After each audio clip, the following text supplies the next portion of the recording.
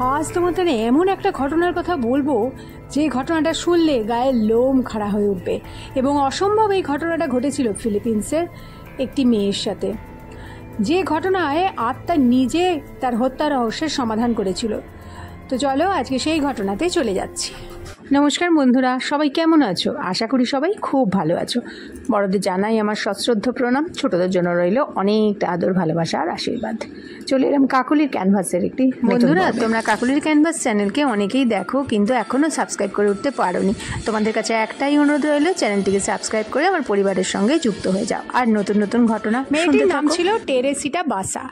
সে একটি হসপিটালে কাজ করত। রেসপিরেটরি থেরাপিতে সে অত্যন্ত দক্ষ ছিল এবং সে তার আগেও ছিল একজন মিউজিক লাভার। সে গানকে, বাজনাকে, মিউজিককে ভালোবেসে সে ফিলিপিন্স থেকে সুদূর ইউএসএতে চলে আসে। কিন্তু সেখানে দেখা যায় আস্তে আস্তে মিউজিক লাভার থেকে সে আস্তে আস্তে হসপিটালে মেডিকেলের দিকে নজর দেয় এবং এরপরেই সে একজন খুব ভালো থেরাপিস্ট হিসাবে ওই হসপিটালে কাজে যোগ দেয়, শিকাগোর একটি হসপিটালে। সে ওখানেরই একটি ফ্ল্যাটে, একটি অ্যাপার্টমেন্টে থাকতো। এর পরের ঘটনা হচ্ছে, কিছুদিন বাদে ওই অ্যাপার্টমেন্ট থেকে ধোঁয়া উঠতে দেখা যায়। তখন যারা লোকাল তারা পুলিশকে খবর দেয় এবং পুলিশ ছুটে আসে, দমকল ছুটে আসে। তারপরে দেখা যায় যে সেইখানে তার ঘরের মধ্যে মেয়েটি পড়ে আছে, অর্থাৎ টেরেসিটা বাসা একদম দগ্ধ অবস্থায় পড়ে আছে। সঙ্গে সঙ্গে তাকে নিয়ে যাওয়া হয়, কিন্তু বাঁচাতে পারা যায় না, কারণ মোস্ট অব দি বডি পুরোটাই প্রায় পুড়ে গেছিল। এইবারে শুরু হয় তদন্ত।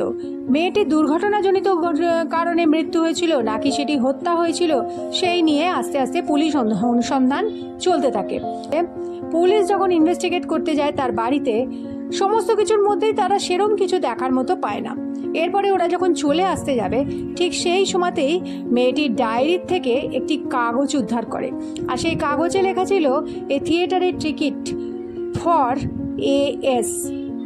এস নামক কোনো একজন ব্যক্তির জন্য থিয়েটারের টিকিট কাটা হয়েছিল। এইখানে রহস্যের উন্মোচন শুরু হয়। K S?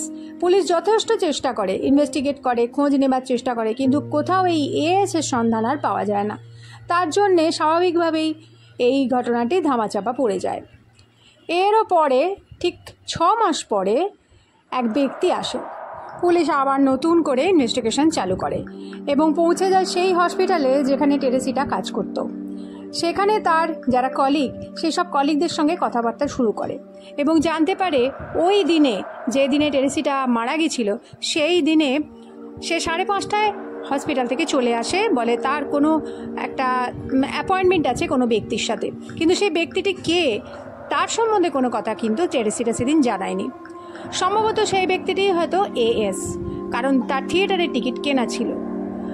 এরপরে তদন্ত চলতে থাকে, কিন্তু এবারেও পুলিশ কোনো রকম কোনো সূত্র খুঁজে পায় না। সেই জন্য এবারেও কেসটি ক্লোজড হয়ে যায়। এরও বেশ কিছু মাস পরে একদিন পুলিশের কাছে এসে দেখা করে ডক্টর জোস। ডক্টর জোস ওই হসপিটালেরই একজন ডক্টর। তিনিও ফিলিপিন্স থেকে এসেছিলেন পরিবারসহ। তিনি বলেন সম্প্রতি তার স্ত্রীর একটি অস্বাভাবিক আচরণ লক্ষ্য করা গেছে এবং তিনি অস্বাভাবিক আচরণ করছেন এবং অস্বাভাবিক কথাবার্তা বলছেন। রাত্রির বেলায় উঠে কি যেন তিনি বলে যাচ্ছেন এবং যখন তিনি জিজ্ঞাসা করছেন তার স্ত্রীকে যে কি হয়েছে, তিনি বলছেন তাকে হত্যা করা হয়েছে। তখন সেই ডাক্তারবাবু জিজ্ঞেস করেন যে তুমি কে? তখন তার স্ত্রী সেই ভাঙা ভাঙা গলায়, বিভৎস মুখে বলেন তিনি টেরেসিটা বাসা। সেই মুহূর্তে তার স্বামী চমকে যায় এবং জোস তখন ভাবেন যে টেরেসিটা বাসা, সে তো মারা গেছে, তাহলে তার স্ত্রী কি বলছে? এই নিয়ে তিনি আরও 5-6 জনের সঙ্গে আলোচনা করেন এবং তারাও এসে তার স্ত্রীর সঙ্গে কথাবার্তা বলেন এবং বলেন যে টেরেসিটা বাসার যে স্পিরিট, সে পসেস করেছে জোসের স্ত্রীকে। প্রথমে মিস্টার জোসের কথায়, অর্থাৎ ডক্টর জোসের কথায় পুলিশ খুব একটা আমল দেয়নি, কিন্তু আরও চারপাশের থেকে আলোচনা করে সবারই সঙ্গে কথাবার্তা বলে জানতে পারে যে সত্যিই সেই মিস্টার ডক্টর জোসের যে স্ত্রী, তিনি সত্যিই এরকম আচরণ করছেন এবং তিনি বারবারই একই কথা বলছেন যে তিনি তার হত্যাকারীকে ধরিয়ে দিতে চান, তিনি তার হত্যাকারীর শাস্তি চান এবং তিনিই হচ্ছেন টেরেসিটা বাসা। তা যদি না করে তাহলে কিন্তু খুব বিপদ আসন্ন। এই কথা শুনে ডক্টর জোস এবং তার স্ত্রী যার পরনায় অত্যন্ত ভয় পেয়ে যায় এবং তারা আবার পুলিশের সঙ্গে যোগাযোগ করে যাতে পুলিশ এই ব্যাপারে একটা স্টেপ নেয়। কারণ তার হত্যাকারীকে যতক্ষণ না ধরানো হচ্ছে বা শাস্তি পাচ্ছে ততক্ষণ তার স্ত্রীকে কিছুতেই টেরেসিটা বাসা ছাড়বে না। পুলিশ তার কথা শুনে যায় এবং গিয়ে সমস্ত ঘটনা শোনে, কিন্তু একটা স্পিরিটের মুখের কথা তো আইন কানুন শুনবে না বা আইনে কোনো স্পিরিটের কথা গ্রাহ্য নয়। তাই তারা অকাট্য প্রমাণ চায়, অর্থাৎ টেরেসিটা বাসার যে স্পিরিট ধরেছিল জোসের স্ত্রীকে, সেই স্ত্রীকেই তারা বলেন যে অকাট্য প্রমাণ ছাড়া তারা কখনোই হত্যাকারীকে ধরতে পারবে না। তখন সে কয়েকটি জায়গা বলে এবং কয়েকটি অর্নামেন্টের কথা বলে। সেই অর্নামেন্টগুলি ছিল তার আলমারিতে।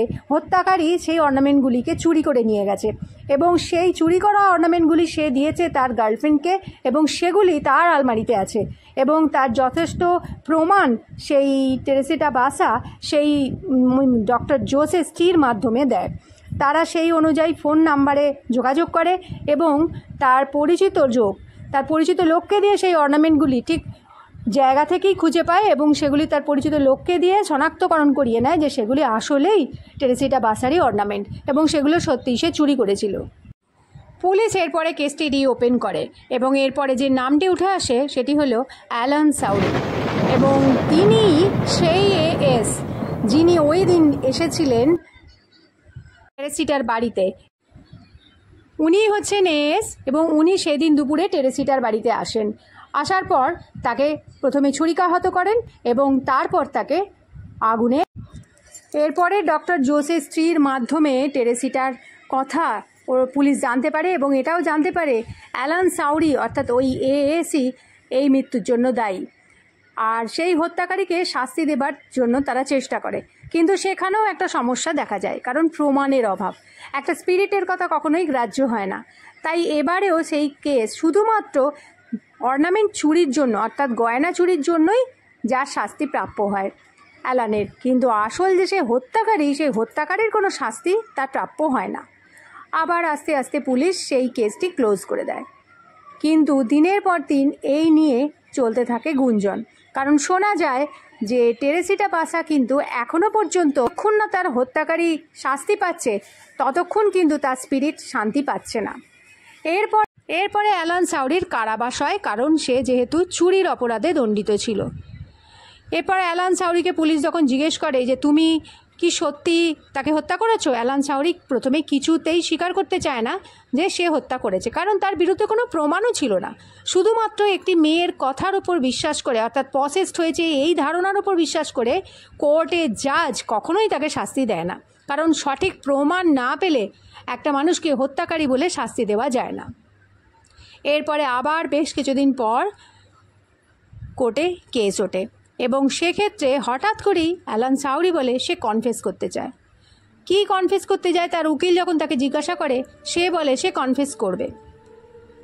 তার উকিল তাকে যথেষ্টবার বারণ করে যে কিসের কনফেস করবে, তোমার বিরুদ্ধে তো কোনো প্রমাণই নেই, তুমি কি কনফেস করবে, তোমার কোনো শাস্তিই হবে না, কারণ তুমি তো হত্যা করোনি, তার তো কোনো প্রমাণ পুলিশ এখনও পায়নি।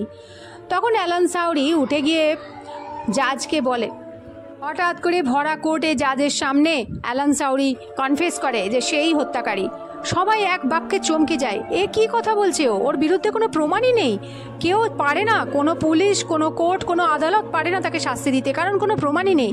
কিন্তু অ্যালান সাউরি চিৎকার করে বলে সেই হত্যাকারী, কারণ যতদিন তার কারাবাস ছিল প্রত্যেক দিন টেরেসিটার আত্মা এসে তাকে অত্যন্ত কষ্ট দিয়েছে এবং এটাও বলেছে যদি না সে কনফেস করে বা যদি না সে হত্যাকারী এটা সবাইকে জানায় তাহলে তার বিপদ ঘনিয়ে আসছে। তাকে যদি কোনো অপরাধী না দণ্ডিত করে, যদি না তার কোনো শাস্তি হয়, মানুষের আদালতে যদি কোনো শাস্তি না হয়, তাহলে সে নিজে তার শাস্তি দেবে।